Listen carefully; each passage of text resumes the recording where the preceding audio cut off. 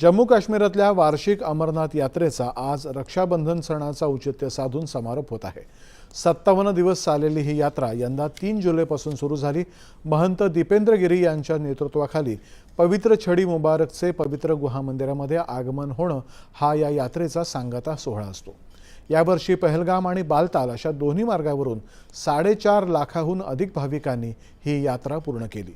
या यात्रेदरम्यान भाविक भगवान शिवाचा आशीर्वाद घेण्यासाठी आणि नैसर्गिकरित्या तयार झालेल्या बर्फाच्या शिवलिंगाचं दर्शन घेण्यासाठी सुमारे 3880 मीटर उंचीवर असलेल्या पवित्र अमरनाथ गुहेतल्या तीर्थस्थळाला भेट देतात।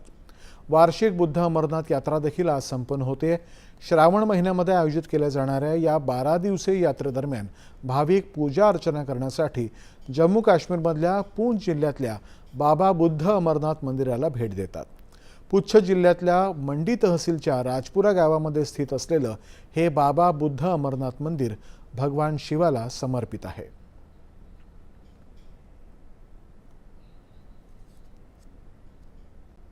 देशभरातल्या दूर